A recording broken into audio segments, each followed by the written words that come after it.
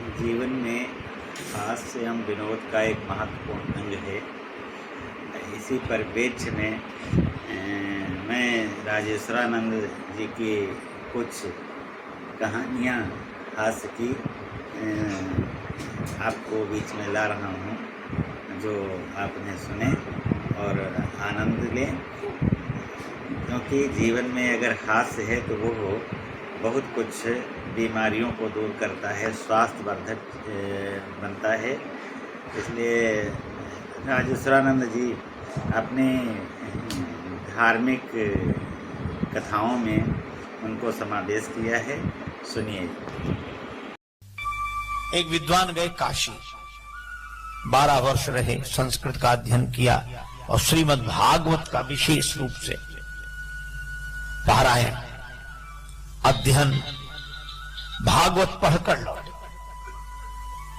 काशी का संस्कार, इतने दिन से भक्ति भाव में डूबे रहे, भागवत का अध्ययन किया, भागवत लगा कर आए। ब्राह्मण देवता थे, भागवत का पारायण करेंगे, पाठ करेंगे, भागवत की कथा सुनाएंगे। रेलगाड़ी में बैठे इन्हीं भाव में चले आ रहे हैं और माला लिए हुए सीताराम सीताराम राम राम राम राम, बस मस्त। आगे एक स्टेशन पर रेलगाड़ी रुकी, उन्होंने सोचा कि थोड़ा फलाहार कर लिया जाए, मुझे ले ले।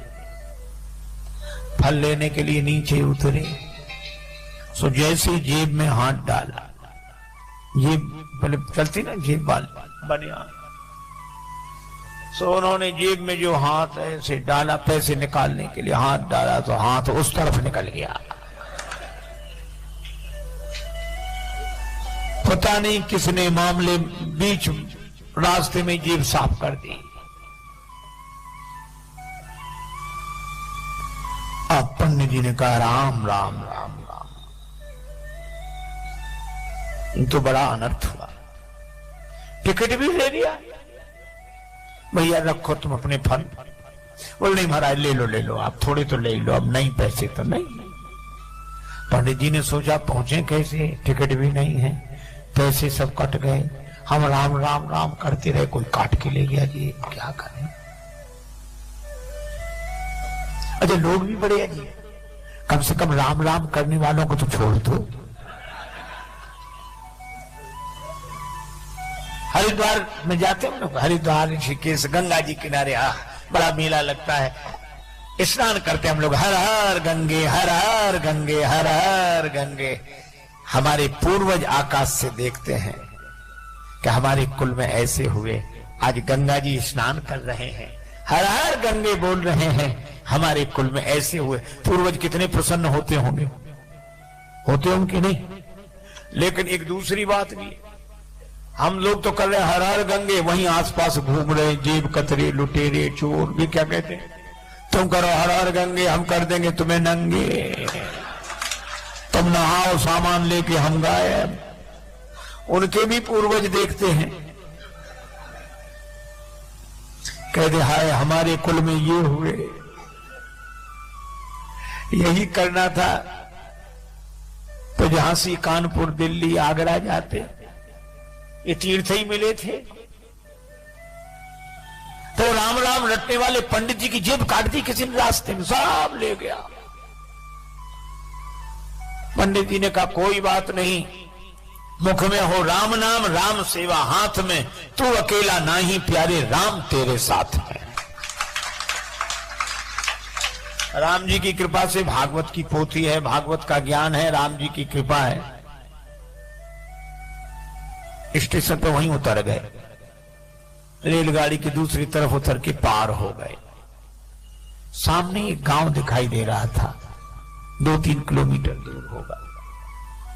पैदल पैदल पैदल उस गांव तक पहुंचे। वहां इंटीरियर गांव, अविकसित गांव। उन्होंने सोचा कि इस गांव के पंडित जी के पास चले। सो गांव में ब्राह्मण देवता के पास पुरोहित जी का मकान पूछते पूछते गए। पुरोहित जी प्रणाम। अब पुरोहित जी बात ही ना करें, हाँ और क्या हुआ मैं कह रहे, पुरोहित जी प्रणाम। सहज जी बोले प्रणाम, क्या बात है? उस आदमी पंडित जी को लगा कि ना, इसने ये कहा कि आइए बैठिए जल पीजिए ना, तो भी पंडित जी ने हिम्मत करके कहा कि हम काशी से आ रहे हैं, हम काशी से आ रहे हैं। सोचा इसको थोड़ा प्रभाव पड़ेगा, हम काशी से आ रहे हैं। तो क्या बोला, तुम कलकत्ता से चले आओ, हमें क्या मतलब इससे, काशी से। अरे भैया हम भागवत कथा कहते हैं। पुरोहित बोल, कथा भागवत हमने तो आज तक सुनी नहीं है, ये नाम भी हम पहली दफा सुन रहे हैं। अरे तो अपने गांव के पटेल से कह दो कथा करा लें, भागवत कथा। बोले जाओ, हमें से बेकार के काम लेके नहीं जाते, हमारा पटेल दूसरे तरह का, चलो जाओ जाओ जल्दी आओ।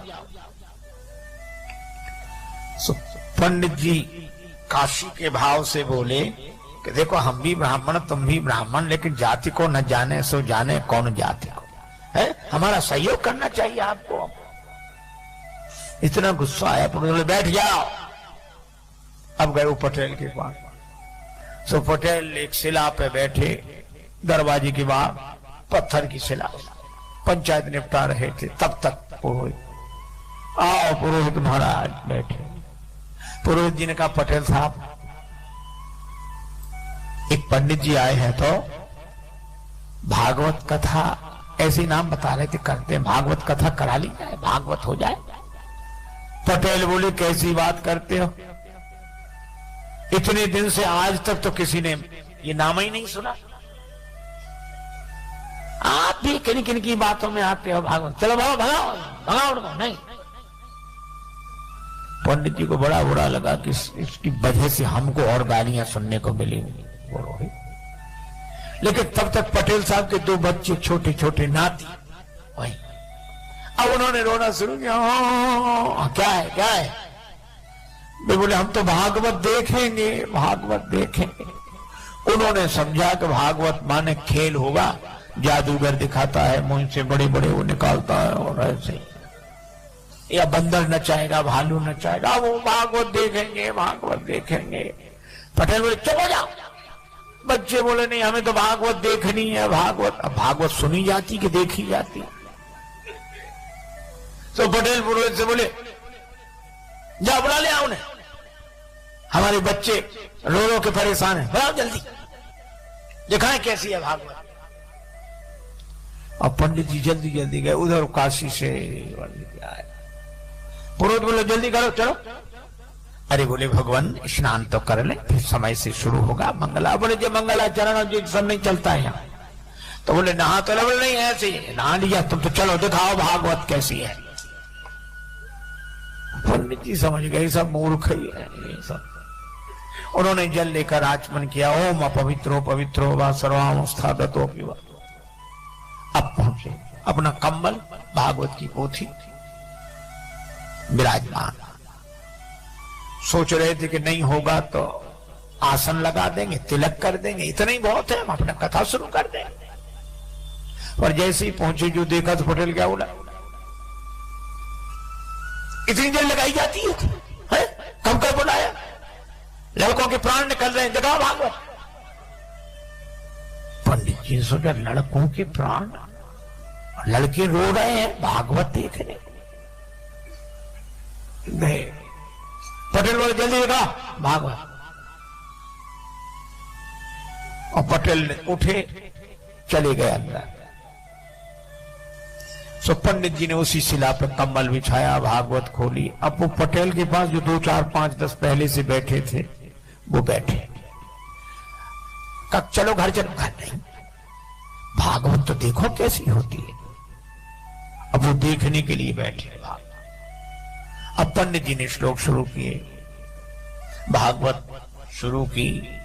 अब बच्चे भी सुने तो नहीं, ऐसे देखेंगे अब निकलने वाला है इसमें से कुछ। अब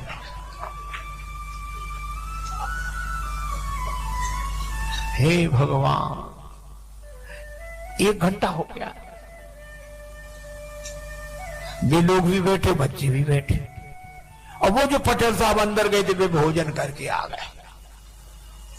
इनसे पंडित जी से कुछ पूछा न बताया। पंडित जी का जो भगवान की इच्छा। अब संयोग की बात, पटेल साहब उसी शिला पे सोते थे, पत्थर की शिला पर, यहां पंडित जी कथा कर रहे।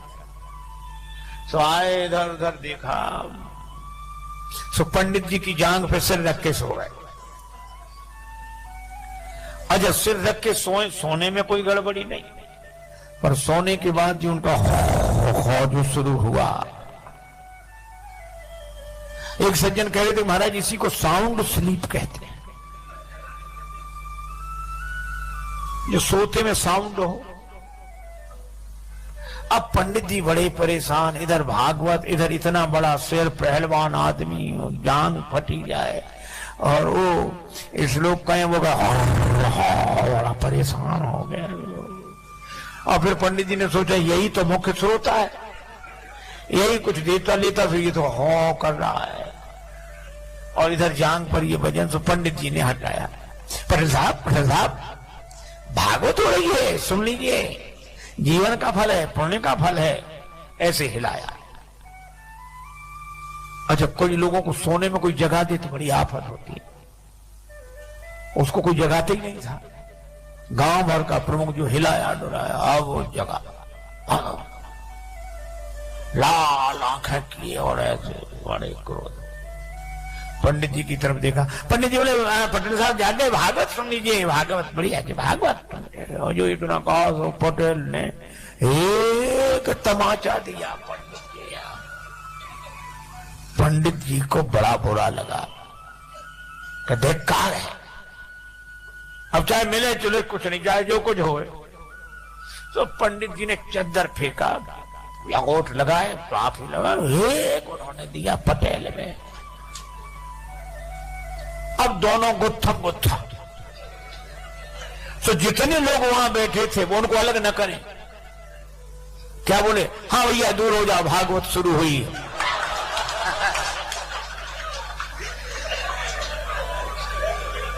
अब हुई भागवत शुरू।